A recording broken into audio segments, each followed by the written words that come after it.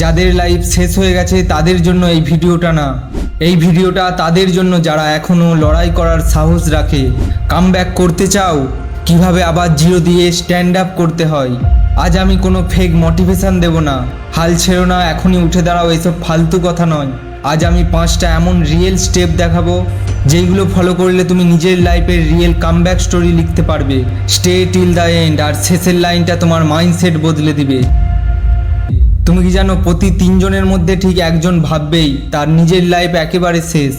সেভাবে সে এক্সামে fail, breakup, family disappointment আর social মিডিয়াতে নিজেকে ছোট মনে করা, ঠিক এইগুলো তোমাকে ভেতর দিয়ে একেবারে খেয়ে ফেলে। কিন্তু সত্যটা কি জানো, কামব্যাক শুরু হয় তখন যখন তুমি ভাবো সব কিছু শেষ। এটা কোনো কুইটস না, এটা সায়েন্স, সাইকোলজি বলে। মানুষ সব থেকে বেশি চেঞ্জ করে তখনই যখন সে রক বাটনে চলে যায়, যখন তার কাছে হারানোর মতো কিছুই থাকে না। তাহলে চলো দেখি কিভাবে সেই রক বাটনকে লঞ্চার প্যাড বানাতে হয়।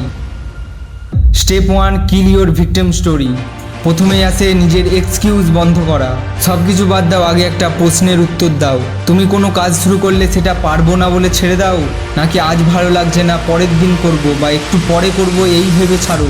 তুমি যতদিন বলবে পরিস্থিতি খারাপ, ফ্যামিলি সাপোর্ট নেই আর সময়ও ভালো যাচ্ছে না, বন্ধু, ততক্ষণ তুমি নিজেকেই ছোট বানাচ্ছ। একটা গল্প বলছি শোনো। একটা ছেলে বারবার ফেল করেও সে কখনোই ভাবেনি আমার ফিউচার শেষ, বরং সে নিজেকে জিজ্ঞেস করেছে এখন আমি কি করতে পারি। আর সেই মাইন্ডসেটই তাকে নতুন করে শুরু করার সাহস দিয়েছে। সেই মানুষটা কে জানো? সেই মানুষটা আর কেউ না, ইলন মাস্ক। শোনো, তুমি তোমার পাস্ট চেঞ্জ করতে পারবে না, কিন্তু তুমি এখন ডিসাইড করতে পারবে তুমি ভিকটিম হবে নাকি ফাইটার হবে। Step 2, rebuild your identity, not just situation.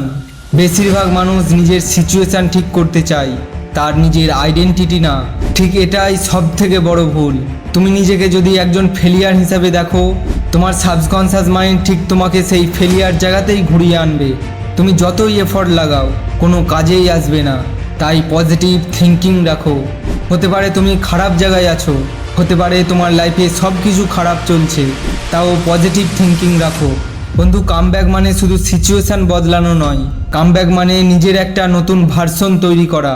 প্রতিদিন সকালে উঠে নিজেকে বলো আমি সেই মানুষ যে হেরে গিয়েও আবার উঠে দাঁড়াতে পারে। বিশ্বাস করো, এই সেলফ বিলিভ তোমাকে আনস্টপেবল করে তুলবে। Step 3, small win big momentum. ঠিক ছোট ছোট উইন দিয়ে তৈরি করা। তুমি একদিনে তোমার জীবন কখনোই চেঞ্জ করতে পারবে না, আর সেটার দরকারই নেই।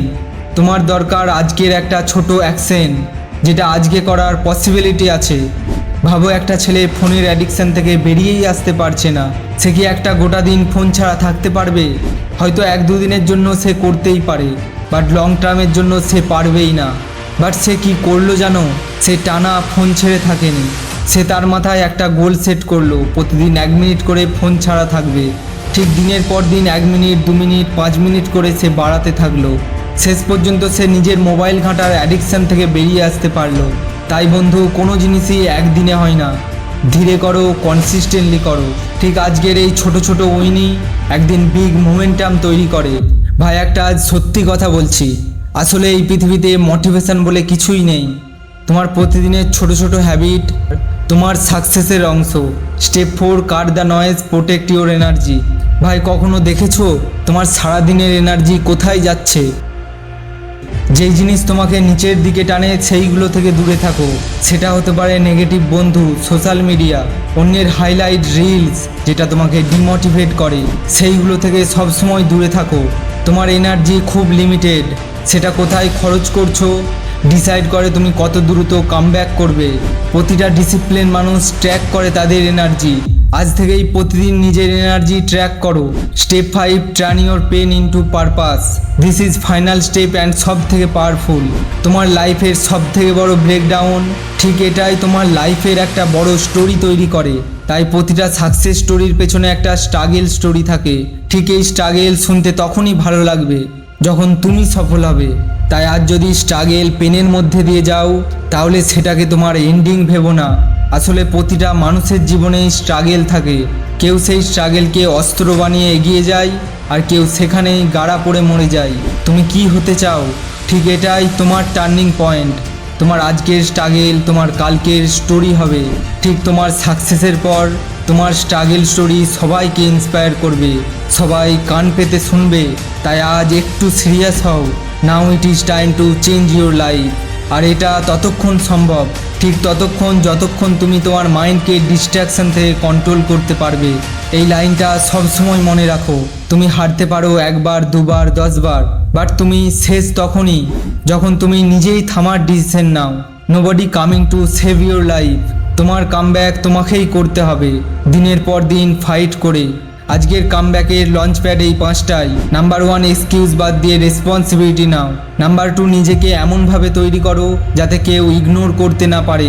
নাম্বার 3, ছোট অ্যাকশন দিয়ে তোমার মোমেন্টাম তৈরি করো। নাম্বার 4, তোমার এনার্জি প্রোটেক্ট করো। নাম্বার 5, তোমার স্ট্রাগেলকে কামব্যাকের স্টোরি বানাও। আর যদি সত্যিই রেডি থাকো নিজের কামব্যাকের জন্য, তাহলে এই ভিডিওটা তাদেরকে পাঠাও যাদের এই ভিডিওটার দরকার। আর কমেন্টে লিখো কামব্যাক, নিজেকে বদলাতে সাবস্ক্রাইব করো। দেখা হচ্ছে পরের ভিডিওতে।